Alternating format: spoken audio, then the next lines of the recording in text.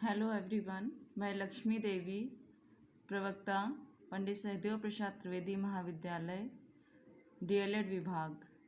आज हम सामाजिक अध्ययन के अंतर्गत डीएलएड फोर्थ सेमेस्टर के चैप्टर 6 में जलवायु एवं मौसम के विषय में चर्चा करेंगे कि जलवायु तथा मौसम किसे कहते हैं, जलवायु को प्रभावित करने वाले कौन कौन से कारक होते हैं तथा जलवायु व मौसम में अंतर क्या होता है। तो सबसे पहले हम स्टार्ट करते हैं। जलवायु किसी स्थान के अनेक वर्षों के मौसम के मध्यमान को वहाँ की जलवायु कहते हैं।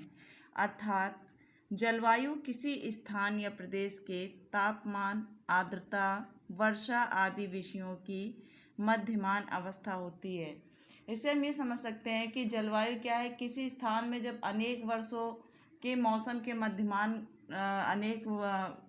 मौसम जो है वो मध्यमान होता है तो वो वहाँ की जलवायु कहते हैं। किसी स्थान या प्रदेश की जो आर्द्रता होती है, तापमान होता है, वर्षा होती है, तो उसकी जो एक दीर्घकालीन अवस्था तक जो स्थिति बनी रहती है वो जलवायु कहलाती है।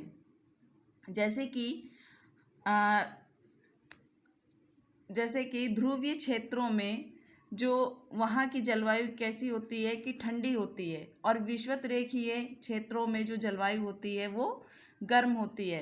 तो इससे ये तात्पर्य ये है कि किसी स्थान में जब तापमान, आर्द्रता, वर्षा आदि की जो मध्यमान स्थिति होती है और दीर्घकालिक होती है उसे हम जलवायु कहते हैं। अब हम देखते हैं मौसम किसे कहते हैं। मौसम किसी समय पर किसी स्थान के वायु दाब, तापमान, वायुमंडल की आर्द्रता, हवा की गति, धूप, बादल, वर्षा आदि की अवस्था को मौसम कहते हैं। मौसम थोड़े थोड़े समय पर बदलता रहता है। इससे हम समझ सकते हैं मौसम क्या है। मौसम एक दैनिक अवस्था है। किसी स्थान या किसी समय पर जो है वायु दाब, तापमान या वायुमंडल की आर्द्रता जो होती है या हवा की गति होती है तो वो थोड़ी थोड़ी देर पर बदलती रहती है। मतलब ये दैनिक जो मौसम परिवर्तन होता है उसे हम मौसम कहते हैं। जैसे कि अचानक से वर्षा होने लगे या बहुत तेज़ हवाएं चलने लगे या बहुत अधिक गर्मी या बहुत अधिक ठंड, तो ये क्या है, ये मौसम है जो दैनिक होती है और थोड़े थोड़े समय पर ये बदलती रहती है। अब हम जानते हैं जलवायु को प्रभावित करने वाले कौन कौन से कारक या तत्व होते हैं। जैसे पहला है विषुवत रेखा से दूरी। विषुवत रेखा पर सबसे अधिक गर्मी होती है क्योंकि सूर्य की सीधी किरणें विषुवत रेखा पर पड़ती हैं। उच्च अक्षांशों की ओर जाने पर तापमान में सामान्य रूप से कमी आती जाती है। ध्रुवीय क्षेत्र अधिक ठंडे होते हैं क्योंकि सूर्य की किरणें अधिक तिरछी पड़ती हैं। जैसा कि हम जानते हैं, ये हम डायग्राम में देख सकते हैं कि जो हमारी विषुवत रेखा है, विषुवत रेखा पर सूर्य की जब सीधी किरणें पड़ती है तो यहाँ की जो जलवायु है वो उष्ण कटिबंधीय जलवायु पाई जाती है। और इसके अलावा जैसे जैसे सूर्य की किरणें ऊपर उच्च अक्षांशों की ओर बढ़ती जाएंगी, जैसे 0 डिग्री अक्षांश पर विषुवत रेखा है और सूर्य की सीधी किरणें पड़ती हैं, तो यहाँ की जो जलवायु है वो उष्ण कटिबंधीय होगी। और जैसे जैसे उच्च अक्षांशों की ओर बढ़ती जाएगी तो तापमान में अंतर आता जाएगा, यानी कि जो ध्रुवीय क्षेत्र हैं ये अधिक ठंडे होते हैं। इसका कारण क्या है कि जो सूर्य की किरणें हैं वो उच्च अक्षांशों पर तिरछी पड़ती है, और जहाँ पर सीधी पड़ती है वहाँ पर उष्ण कटिबंधीय जलवायु होती है और जहाँ पर तिरछी पड़ती है वहाँ पर शीत कटिबंधीय जलवायु पाई जाती है। तो ये कारण है विषुवत रेखा से दूरी होने के कारण कि ताप का समान वितरण न हो पाने के कारण और अक्षांशों की ओर, उच्च अक्षांशों की ओर कम और विषुवत रेखा पर अधिक होने के कारण जो है जलवायु में अंतर देखा जाता है। दूसरा है समुद्र तल से ऊंचाई। पर्वतों पर मैदानों की अपेक्षा तापमान कम होता है। ऊंचाई के साथ साथ तापमान में क्रमशः कमी होती जाती है। प्रति 165 मीटर की ऊंचाई पर 1 डिग्री सेंटीग्रेड तापमान कम हो जाता है। ऊंचाई पर हवा विरल होती है और उसमें धूल के कण, जलवाष्प बहुत कम होते हैं। जैसे जैसे समुद्र तल से ऊंचाई बढ़ती जाती है वैसे वैसे जो है तापमान वहाँ पर कम होता जाता है। आपने देखा होगा कि हिमालय आदि पर जब जो है जैसे जैसे हिमालय आदि की चढ़ाई ऊंची होती जाती है या ऊपर जाते हैं तो वहाँ पर क्या है, बर्फ़ से वो ढका हुआ होता है।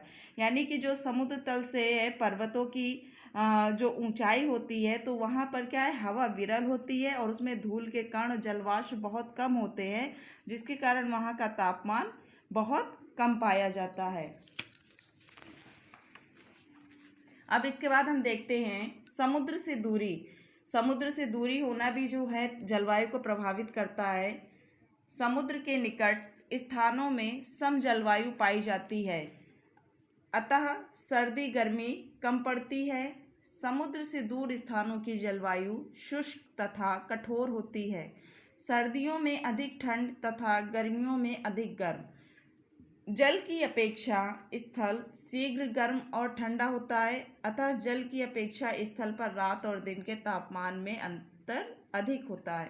जैसे समुद्र से दूरी, जो समुद्र तटीय क्षेत्रों से दूर होते वहाँ का स्थल जो है वो बहुत गर्म होता है, और समुद्र के जो तटीय क्षेत्र होते हैं आसपास के, वहाँ पर सम जलवायु पाई जाती है, ना अधिक ठंडी और ना अधिक गर्मी। सर्दी गर्मी वहाँ पर कम पड़ती है। और समुद्र से दूर स्थानों की जलवायु शुष्क तथा कठोर होती है, वहाँ पर गर्मी अधिक होती है, जिसके कारण वहाँ पर की जलवायु जो है वो शुष्क तथा कठोर पाई जाएगी, और सर्दियों में अधिक ठंड तथा गर्मियों में अधिक गर्म।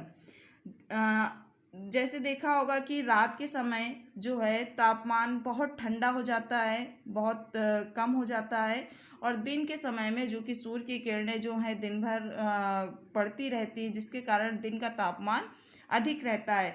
तो जल की अपेक्षा जो स्थल होता है वो जल्दी गर्म भी होता है और जल्दी ठंडा भी होता है।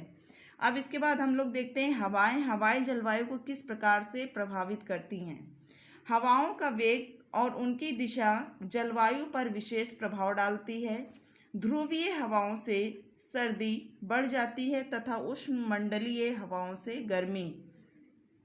विशाल भूभाग से आने वाली हवाएं शुष्क होती हैं, जबकि समुद्र से आने वाली हवाएं वर्षा लाती हैं। दिन में जलीय समीर के चलने से तटीय प्रदेशों का तापमान कम हो जाता है।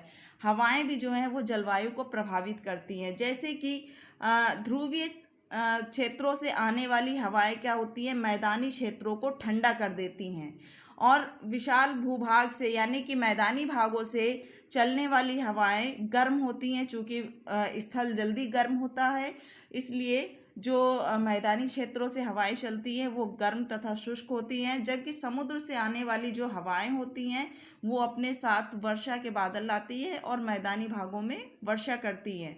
दिन में जलीय समीर के चलने से, यानी कि दिन में क्या है, जो हवा चलती है वो जल से स्थल की ओर चलती है, जिसके कारण क्या है, तटीय प्रदेशों का तापमान कम हो जाता है। इसके बाद हम देखते हैं महासागरीय धाराएं किस प्रकार से प्रभावित करती हैं जलवायु को। महासागरों से चलने वाली गर्म और ठंडी धाराओं का प्रभाव उनके ऊपर चलने वाली हवाओं और उनके निकट के स्थल भागों की जलवायु पर पड़ता है। ब्रिटिश द्वीप समूह और नॉर्वे के तटों के पास से खाड़ी की गर्म धारा, जिसे गल्फ स्ट्रीम भी कहते हैं, बहती है, जो वहाँ की जलवायु को सुहावनी और नम बना देती है, जबकि अक्षांशों में स्थित लैब्राडोर की जलवायु आर्कटिक महासागर से आने वाली ठंडी लैब्राडोर धारा के कारण बहुत ठंडी और शुष्क हो जाती है। जो महासागरीय धाराएं हमारी दो प्रकार की होती हैं, एक ठंडी और एक गर्म, जिसमें ठंडी जहाँ पर गर्म धारा बहती है वहाँ की जलवायु कैसी होती है, वहाँ की जलवायु गर्म होगी लेकिन नमी होगी वहाँ पर, और उसके विपरीत लैब्राडोर जो धारा है वो ठंडी जल धारा है, जो कि ठंडी और वहाँ की जलवायु को ठंडी और शुष्क बना देती है। अब इसके बाद हम लोग देखते हैं पर्वत श्रेणियों की दिशा, कि पर्वत श्रेणियाँ किस प्रकार से जलवायु को प्रभावित करती हैं। कि जैसे पर्वतों की दिशा के कारण जलवायु में अंतर पाया जाता है। भारत के उत्तर पश्चिम पूर्व दिशा में स्थित हिमालय पर्वत भारत को साइबेरिया की ठंडी हवाओं से बचाए रखता है और हिंद महासागर की मानसूनी हवाओं को रोककर भारत के मैदानी भागों में वर्षा का कारण बनता है। जो हमारी पर्वत श्रेणियाँ, जैसे हिमालय को एक प्रहरी के रूप में देखा जाता है। भारत में अगर हम देखते हैं कि उत्तर पश्चिम पूर्व दिशा में स्थित हिमालय जो है वो एक प्रहरी के रूप में, और वो प्रहरी के रूप में हमारी किस प्रकार से रक्षा करता है। एक तो उत्तर के साइबेरियन हवाओं से वो भारत में जो ठंडी हवाएं हैं, साइबेरिया की ठंडी हवाएं, उनको भारत में प्रवेश नहीं करने देता है। तो एक तो साइबेरियन ठंडी हवाओं से बचा करके रखता है, और दूसरा जो मैदानी भागों से या सागरीय भागों से जो मानसूनी हवाएं जब चलती हैं तो उनको रोक करके मैदानी भागों में वर्षा कराने का भी कार्य करता है। जैसे कि हिंद महासागर की मानसूनी हवाओं को रोककर भारत के मैदानी भागों में वर्षा का कारण बनता है। जो हिंद महासागर से उठने वाली जो हवाएं हैं उनको जो है रोक करके भारत के मैदानी भागों में वर्षा कराता है। तो इस प्रकार से पर्वत श्रेणियां जो हैं वो जलवायु को प्रभावित करती हैं। इसके अलावा जैसे भूमि की ढलान हो गई, मिट्टी की बनावट हो गई, वनस्पति का होना या उसका अभाव होना भी जलवायु को प्रभावित करता है।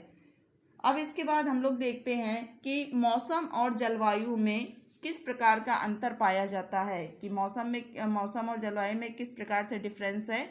तो पहला है मौसम वायुमंडल की अल्पकालीन दशा को कहते हैं। जैसे हमने बताया कि दैनिक जो मौसम परिवर्तित होता रहता है उसे हम मौसम कहते हैं। ये अल्प समय के लिए होता है, जबकि जलवायु वायुमंडल की दीर्घ औसत दशाओं का फल है, कि ये एक दीर्घकालीन होता है जलवायु।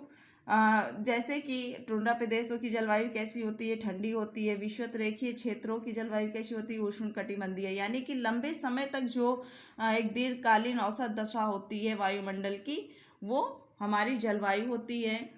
मौसम क्या है, मौसम एक छोटे से क्षेत्र की वायुमंडलीय दशाओं का प्रतिनिधित्व करता है, कि मौसम का क्षेत्र सीमित होता है, यानी कि भारत के अलग अलग क्षेत्रों में भी क्या है, अलग अलग प्रकार के मौसम या अलग अलग मौसम वहाँ पर पाए जा सकते हैं। जलवायु क्या है, ये बड़े क्षेत्र या भूभाग की वायुमंडलीय दशाओं का प्रतिनिधित्व करता है। जलवायु एक बड़े भूभाग पर वहाँ की जलवायु जो वायुमंडलीय दशाएं होती है उसका प्रतिनिधित्व करता है। मौसम दिन में कई बार बदल सकता है। जैसे बताया कि कभी वर्षा, कभी बहुत तेज हवा चलना, कभी बहुत ज़्यादा गर्मी होना या बहुत ज़्यादा ठंड होना। तो मौसम क्या है, दिन में कई बार बदल सकता है। अचानक से वर्षा हो जाना, तो ये मौसम है। जबकि जलवायु लंबे समय तक नहीं बदलती। जलवायु क्या है, वो दीर्घकालीन है, और ये अल्प समय के लिए नहीं बल्कि लंबे समय तक जलवायु रहती है, और जो है ये बहुत लंबे समय तक नहीं बदलती। चौथा है मौसम मनुष्य के दैनिक जीवन पर प्रभाव डालता है। मौसम जो है वो मनुष्य के दैनिक जीवन पर किस प्रकार से प्रभाव डालता है। मान लीजिए कि यदि कोई व्यक्ति अपने दैनिक कार्य में लगा हुआ है और अचानक से वर्षा होने लगे तो वो उसका कार्य रुक जाता है और वो वहीं पर स्थिर हो जाएगा, वो उस कार्य को नहीं कर पाता। जबकि जलवायु जो है मनुष्य के व्यवसाय पर प्रभाव डालती है, क्योंकि जलवायु जो है अगर जिस क्षेत्र की जैसी जलवायु होगी तो मनुष्य उसी के अनुसार वो व्यवसाय करता है, ना कि उसके विपरीत व्यवसाय करेगा। तो इस प्रकार क्या है, मौसम मनुष्य के दैनिक जीवन पर प्रभाव डालता है और जलवायु मनुष्य के व्यवसाय पर प्रभाव डालता है। तो आज हमने जलवायु एवं मौसम और जलवायु को प्रभावित करने वाले कारक तथा मौसम और जलवायु के विषय पर चर्चा की। अब आगे हम लोग जो है नेक्स्ट वीडियो में और किसी सब टॉपिक को लेकर के चर्चा करेंगे। धन्यवाद।